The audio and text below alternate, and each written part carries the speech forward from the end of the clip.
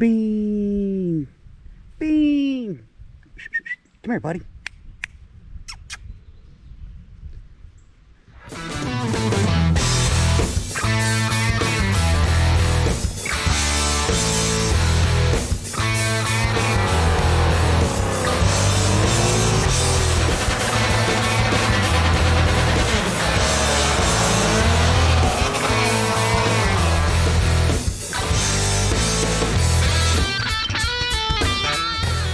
All right, folks, welcome back to the channel. Welcome back to the vlog. Some of y'all saw that two-step video where we went to the track, tested out the two-step, ran a control one without the two-step, and we didn't fare out too well. Well, this is going to be a quick video to let you know why we didn't turn out too well. Excuse the wind noise. I'm trying to block the wind here, but we are in unfamiliar territory. Well, somewhat unfamiliar. I've done a couple videos up here. We're in our cabin in Roan Mountain, Tennessee. So we're up in the woods. Bean is, I don't know where Bean is. Oh, he's back there. Bean's out there running around. Indy's in the house sleeping. So we don't have anything at Indigo, but yeah, so what happened was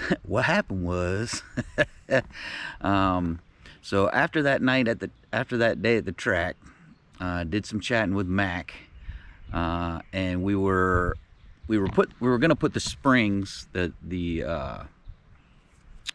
Demon Killer springs on anyway. So now the car has Demon Killer springs, which did bring the ride height up, which was exactly what we wanted. We did use some spacers in the front as well to bring it up a little bit more. More on that in a minute. But before we put the Demon springs on, it was Mac's bright idea to go ahead and do a boost leak test. So when we did that boost leak test, you know what happens when you do a test? You find some failures, and we had many of them. We had at least 4 or 5 that we know of. 4 of them we corrected. 1 we know is still there, and I got to do some phone calls to figure out what we can do about it. The last one's a tough one.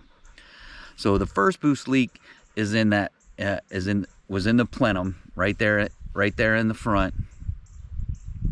And it's that oval coupler that came loose. So all I did was we resituated it, tightened it back down. That one's good to go. There were at least 2, 3, maybe even 4 boost leaks within the intake manifold.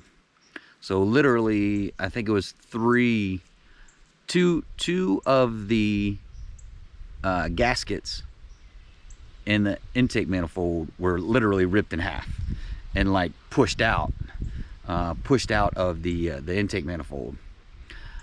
1 or 2 more of them were cracked like in half. They weren't cracked all the way through, but almost.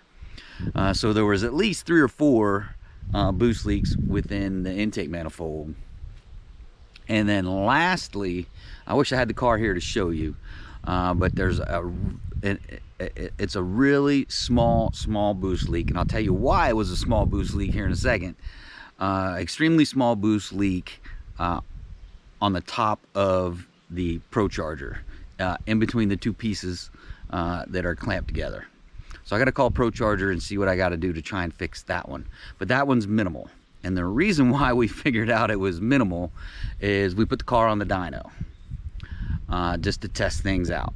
And we found something else. So the boost leak wasn't the only problems. So we put the car up on the dyno, excuse me, to test it out. And we were testing a concept. Wide body Mike, I know you're going to tell me I told you so. But the concept we were testing is while we had the elbow on the Procharger to do the boost leak test. Mac had a velocity stack, so we just decided to test that while we were there. So we put the car in the dyno. The car was back to max boost, 15, 16 pounds of boost through the 3 or 4 pulls we did. The first pull with the velocity stack, get this folks, was 740 to the wheels. And that was on boost only, no nitrous. So we didn't even make that with the nitrous. We only made I think it was 733 with the nitrous when we were testing the nitrous to see if we were good to go. So the car made 740 with the velocity stack. And then to verify that, we did another pull. And the car made 750. There's Indy. Indy's back there. I know. Shiny thing. But it made 750 to the wheels. Obviously, that was after the car was warmed up after the first pull. It was still a little cool when we made that first pull. So the car was warm. This is just me guessing. The car's warmed up a little bit. Things are moving a little bit better. It made 750 to the wheels with the velocity stack. So we got the bright idea. Let's pull the velocity stack off and see what happens. The car made 697 to the wheels. So literally just with a velocity stack, and it's just the elbow that comes out of the Procharger and points straight up. It made 40 to 50 wheel I'm talking wheel horsepower. 40 to 50. Just the velocity stack. Amazing, right? Unfortunately, I don't have the dyno sheets or anything to show you. You're just gonna have to take my word for it. But I promise you, I'm not lying. I'm not fibbing. You know what? One of these days, I can get the have Dave print out the dyno sheets, and I'll show them to you. But yeah, just the velocity stack made 40 to 50 horsepower, which is pretty amazing. At the same time, we found an injector connection that was iffy. It would work sometimes, and then sometimes it'd drop that cylinder.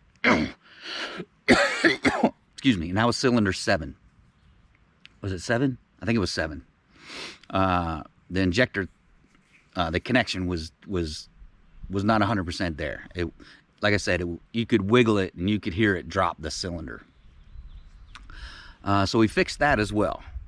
So those are the 2 biggest problems we had doing those trial runs: boost leaks and that dropping that injector, dropping that cylinder.